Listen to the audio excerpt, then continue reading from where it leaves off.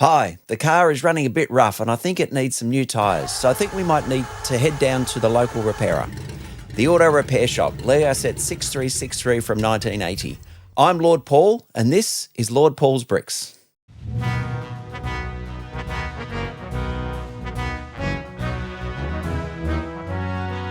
Hello and welcome back to Lord Paul's Bricks. Today we're going to be taking our car down to this lovely Lego set 6363, the Auto Repair Shop from 1980. If you like this review, please leave a like, and if you want to see more reviews, feel free to subscribe, and you're always welcome to leave a comment or ask a question. This set was launched in 1980. It includes 133 pieces and a single minifigure, and we're going to head straight into our detailed review. I have the original box, which is in excellent condition, and it doesn't really look 45 years old. The structure of the box, like many of the period, was a double-sided tray which slips inside and out, and it's inside out of an outer sleeve.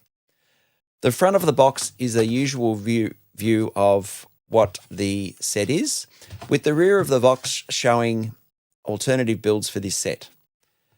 We have a nice alternative build there with what looks like a small shed and a crane vehicle. The other alternative builds are a small carport-style workshop and what looks like, well, for me anyway, a small office building and a trade truck. This little worker has lots of things to do. As for the instructions for this set, they're in good condition, and the format for these is a large fold-out sheet. As for the bricks and pieces I have for this example of the set, they seem mostly original and keen to put them together for the build. There is one minifigure which is the workshop owner and the mechanic. The torso is all red with white printing showing a zipper top and red leg assembly. It is finished with a black cap and of course the classic smiley face. The minifigure in this combination is absolutely unique to this set. The red printed torso, however, was used in 19 sets all the way up until 2003.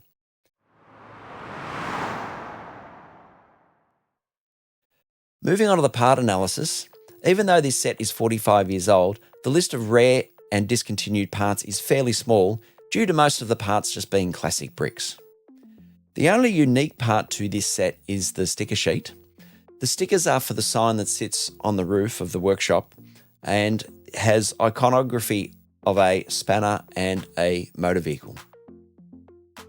The older and discontinued parts starts off with a 16x8 base plate in light grey.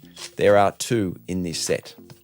This base plate was used in 109 sets from 1971 until 2013, but in light grey though, it was only used in 11 sets from 1980 to 2003. The round tree, sometimes referred to as fruit tree, was introduced in 1978 and continued through until 2013. There was an updated design for this tree introduced around 1985. The tree was slightly larger, made from a different material, and it had more rounded edges to the side of the tree. The classic door with 4 panes was introduced with the minifigure in 1978 and produced until 2007. The yellow door was introduced in 1979 and finished in 1999. The window assembly for this set is made up of a frame and panes only. This design was common with Lego buildings, but has been updated over the years and was often used with external shutters.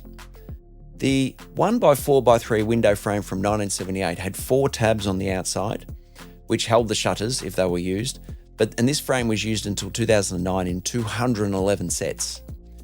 From 2007 though, there was a new frame introduced, but it didn't have the shutter tabs on the outside. The original panes on the inside there were introduced in 1978 and were used all the way through to 2009. In 2007, the design was updated with thicker corners, which is the design that is still used today. This piece is a double 45-degree slope brick, 2x3 by 1 1/3 double crane, which was first used in 1969, but carried all the way through to 2003 and was used in 40 sets. It was made in red like this one, but also came in yellow and blue. The crane piece for this set was used with the piece known as the tow hook with 2 studs on both sides. And in this instance, the colour is in light grey. This piece was used in 33 sets from 1969 to 2003, with grey being the most common colour, appearing in 20 of those sets. The 1x2 special plate has 2 handles attached to it. There were 2 designs for this set, with the later design that's still used to this day. The older design had the pins with round ends attached to the ends of the plate with a mid-level attachment. The updated design was with flat ends on the pins, and they were attached much lower on the plate. The piece 3959 weapon gun torch, which has been quite a versatile piece, has been used in a lot of different ways. This was used as a torch, a ray gun, a support or strut for cranes and tractors, and many other uses. It was used a lot in space sets. It was introduced in 1979 and used up until 2010 in 197 different sets. There was an updated design introduced about that time, which has a much simpler design about it. The vehicle in this set has larger tyres on it, which are the 21 by 8mm size. Even though these tyres were a larger size, they are still attached to what was then the standard modified plate with axle. The tyres themselves were introduced in 1980 and were used in 92 sets all the way up until 1999. The axle plate was introduced in 1978 and used until 1994. The final piece for today is the minifigure tool that works as a screwdriver and a wrench. Most LEGO fans will be familiar with this piece. There's an obvious reason why. It was introduced in 1979 and has been used in 600 sets, and it's still used in sets today. So let's get started on the build. As I mentioned earlier, these instructions are original from the set, are in excellent condition. This style of having a large fold-out sheet needs some space to spread out, but they're clear to work through like all LEGO instructions.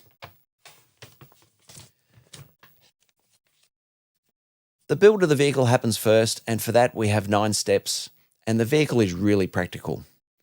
If you've seen some of my earlier reviews of older sets that included vehicles, I mentioned that it's a shame that the minifigure can't actually sit in the vehicle. So it's great that for this vehicle, the minifigure can sit in the vehicle, which looks really, really practical. We'll check out the vehicle more closely once we've finished the rest of the building today. To start off the main build, we start with the 2 grey base plates. Unusually, the 2 base plates are perpendicular to each other for this set, which I don't know if I've seen in another set, but I'd have to double check that. The straightforward build for the workshop builds up. We'll add a small workbench, flip the building around to add the doors and windows, add on the roof, and then build out the carport or workshop repair area with the roof and signage added to the top. So looking at the finished repair shop, it has some really good function about it. You can really play with this set, with the mechanic, his tow truck, bringing a breakdown back to the shop for repair. There is a small lever that works as a jack that gives the mechanic room to work under a vehicle, which adds some good playability to the set. Let's have a good look at this workshop before we get into the review. There is some good function. You can hear the noise of the workshop as the mechanic goes about his day. So overall, this is a really good set. This is a great addition to your LEGO town to make sure that all your vehicles are running in tip-top shape. It has some excellent playability for the size of the set and looks pretty good in a town streetscape. That's it for the set, and it's time for my review summary. A reminder that my reviews are in the context of when the set was first released, which in this case was all the way back in 1980. That's 45 years ago. This was a good step up from the sets in the previous couple of years, which improves its overall result. So for part selection, I'll give it a 4 out of 5. It has a unique sign and some tools for the minifigure to go about his work, along with the function pieces of the tow truck. The colour selection is really bright, and when it's in a town layout, it really stands out and I like it. This set has great playability, and for me, it's a 4.5 out of 5. If there was a second vehicle that could be a customer vehicle, it would be more practical, but I'm sure your town is going to have plenty of customers lined up that are going to need their vehicle serviced and repaired at this workshop. For minifigures, I'll give this a 3 out of 5. Probably going to sound a little bit like a broken record, but a second minifigure in a set of this size would have been really good for them. But then you'd need a second vehicle, and how big do you really want the set to be when you're aiming for a price point, as most sets are. But for building enjoyment, it's a 4 out of 5. I like building the vehicle, and I always like building vehicles, and the building is simple yet functional. So overall, that's a 15.5 out of 20. It's not a bad score, and I'm probably being a bit harsh on what overall is a pretty good set.